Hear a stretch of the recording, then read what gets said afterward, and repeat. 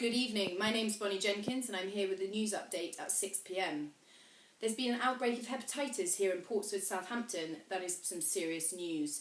Tonight we have it with us, a group of experts who are going to bring us more information on the matter. And here we have Pat O'Sight. Pat, what can you tell us? Thanks, Bonnie. Well, I know many of you are probably asking yourselves right now, what is hepatitis?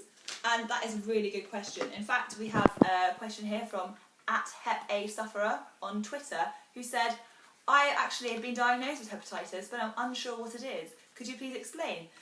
And, well, here is the explanation. Yeah. Hepatitis is very simply inflammation of the liver.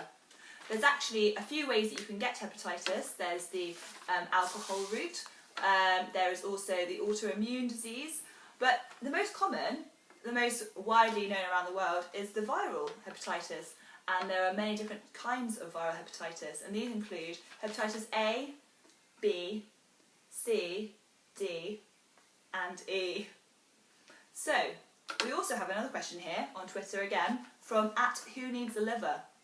And my answer to you, my friend, is lots of people need livers. I mean, everyone needs livers.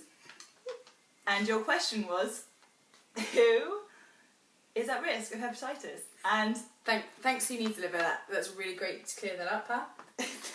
Thank you, yes.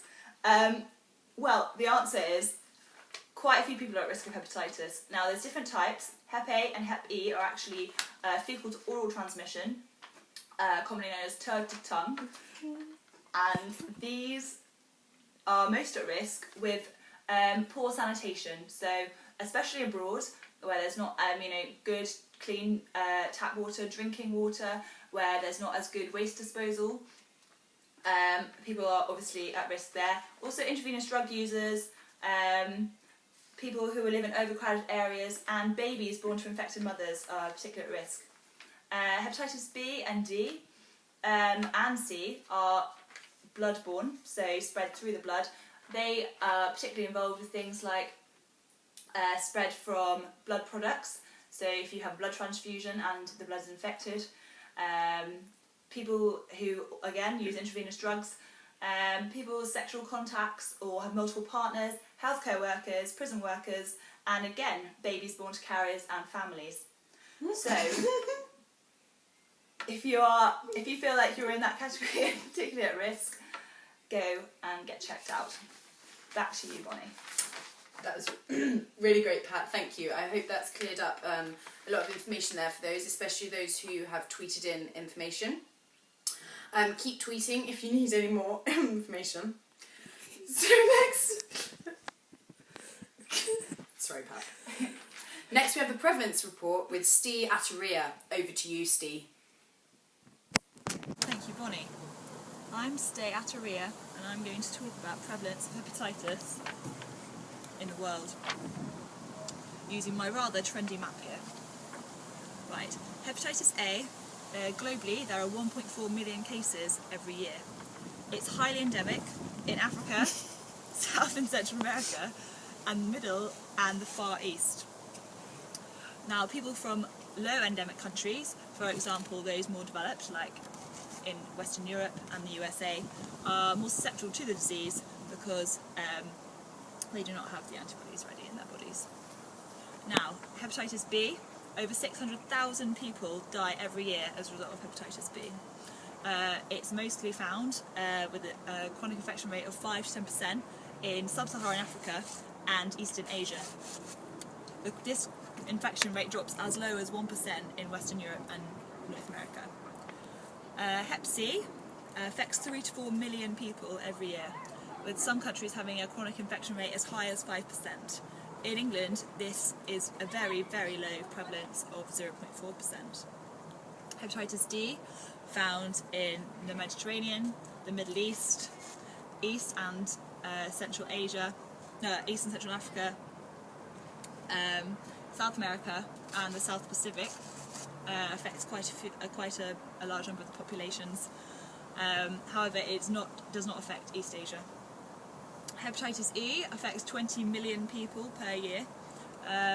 there's a 60% infection rate and a 65% death rate from hepatitis E in East and Southeast Asia. This is obviously very interesting. It should be noted that the prevalence in the UK for all of these infections is pretty low, so not to worry about it too much unless you're in the Portswood area, in which case, panic. I'm Stay Ataria, reporting live from my balcony. Thanks, Stee. So next we have Cece Rosas here with us for talks on prevention of hepatitis.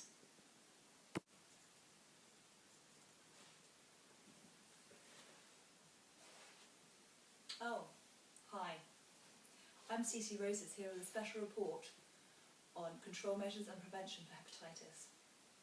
Now, prevention for hepatitis can start from the most simple thing, such as washing your hands, and it can go all the way up to international environments implementing new resources such as installing waste disposal units.